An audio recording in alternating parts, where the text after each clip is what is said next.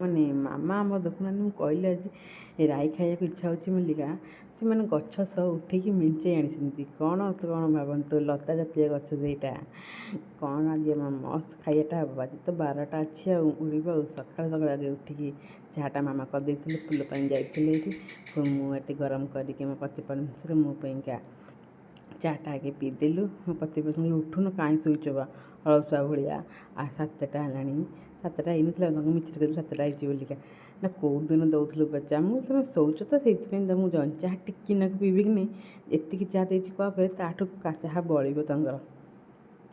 କହିବେ ମୁଁ ନାଲି ଚାହା ଦିଏ ଅଧା ଫଧା ପକେଇକି ତାଙ୍କୁ ବଳିବ ଟିକେ ନାକୁ ଚାହାକୁ ଏତିକି କପ୍ ଅଧେ କପ୍ ହେଇଛି କି ନାହିଁ ପୁଣି ସେଥିରେ ବଳିବ।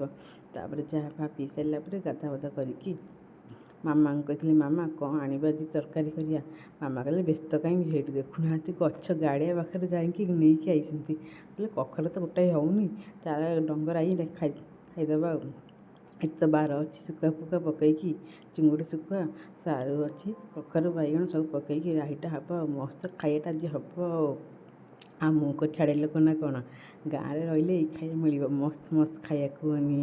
ତାପରେ ମୁଁ ତ ଲାଗିଗଲି ସେଥିରେ ଆଉ କଟାକଟି କରିକି ସୋରିଷ ବଟା ଦେଇକି କଲେ ତ ଆହୁରି ମସ୍ତ ଲାଗିବ।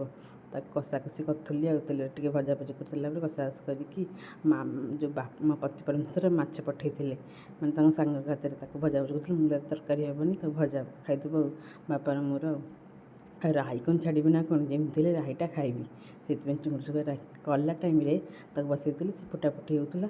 ଦେଖୁନାହାନ୍ତି ଦୀପ ଷ୍ଟାଣ୍ଡ ଗୋଟେ ଭାଙ୍ଗି ଯାଇଛି। ମାମା କହୁଛନ୍ତି ଧରେ ତାକୁ କଣ୍ଟା ବାଡ଼େଇକି ତା ଷ୍ଟାଣ୍ଡ ଲଗେଇ। ମୁଁ ହାତକୁ ବାଡ଼େଇ ନା କାହିଁ ସେଦିନ ମୁଁ ହାତକୁ ବାଡ଼େଇବିନି ତୋର ବା ତୁ ଧରୁନୁ। ମୁଁ କହିଲି ମୁଁ ଧରିନି, ତୁମେ କ'ଣ ସବୁ କାମ ମିସ୍ତ୍ରୀ ହେଇଯିବ ନା କ'ଣ।